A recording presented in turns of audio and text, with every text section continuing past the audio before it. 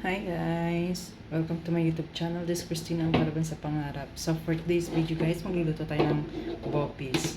So una natin igigisa is yung luya.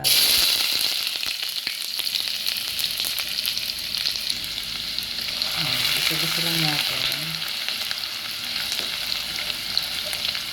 Kung mapapansin nyo guys, medyo marami yung mantika. Kasi mas masarap sa bopis na yung mga mantika. Then next natin is yung onion. Onion and garlic, pinagsabay ko lang. Ayan. Kasi mas mabilis masunog yung garlic.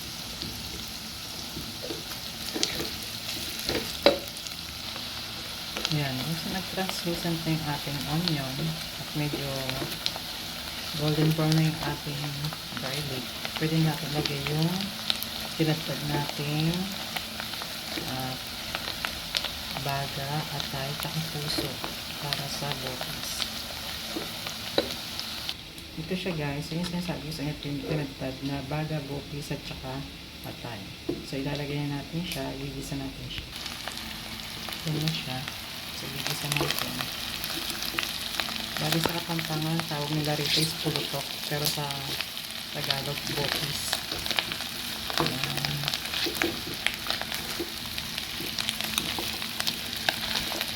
Kailangan maraming luya. Kasi malansa yan. Lamang loob kasi yan. Tapos lahat marami rin suka guys. Kasi yung suka yung magtatanggal namin lansa yan. Gisa-gisa lang muna natin bago natin lagyan ng suka. Ngayon, bali nagisa natin siya, lalagyan natin ngayon ng suka. Gagamihan pa natin, lalagyan natin siya guys para mawala yung gansa. Yan, nagtagal pa natin. Para mawala yung gansa yan. Tapos, hayaan natin siya kumulo sa suka. Tapos after nyan, pag okay natin, lalagyan muna natin yung carrots and bell pepper tsaka yung sili. Ayan siya guys, walang tubig yan, lahat yan is suka. So kung mapapansin nyo, hindi ko tinatakpan. Bakit? Kasi nga, yung suka, once na tinakpan mo, hindi siya maluluto. Bali masakit siya sa ilong pagka natikman mo yung suka. So medyo sa hilaw pa yung suka. So hayaan nyo lang siya naka-open para at least hindi mahilaw yung suka. Ayan, so after how many minutes, kumulo na siya. Pwede natin haluhaluin. Ayan.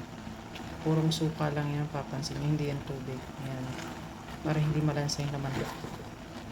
Kasi pag kulang ng suka sa bopis, sa laman loob, malansa. Kahit pa meron kayong luya. Yun ang technique sa bopis guys.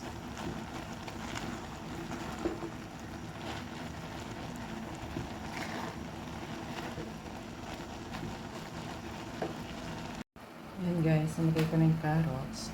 Ayan.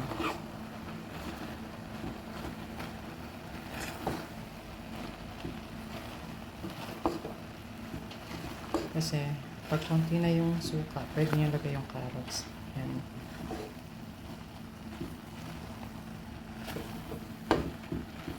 Tapos lalagyan na natin yan ng asin, paminta. Last na natin yung bell pepper. Kasi yung bell pepper mabilis maluto. Tsaka lalagyan rin natin yung sili. Ayan guys, bago nandiyan yung paminta, yung sili, carrots.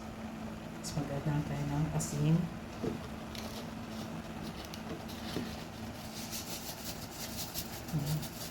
Paminta na kayo. Ay, paminta. Pasensya na kasi isang kamay lang gamit. Yung isa nasa camera. So, yan. Mamaya pa natin dadagdagan ulit ang asin. Ayan guys, agad tayo ng bell pepper. Ayan. Gawin lang natin. Palalambutin pa natin yan. Kailangan low-heat na siya guys para kasi hindi masunog. Kaya natin siya magmantika.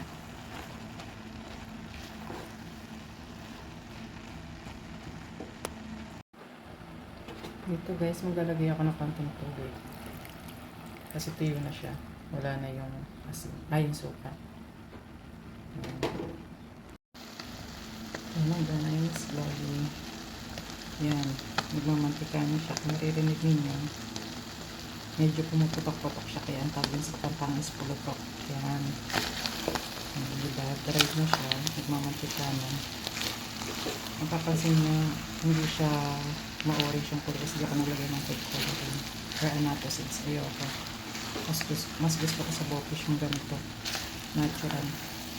Walang anato seeds or any food coloring para yung kulay orange. Ayan. So, ayan ang ating Bokish. Thanks for watching, guys. See you for my next vlog. God bless everyone. Bye.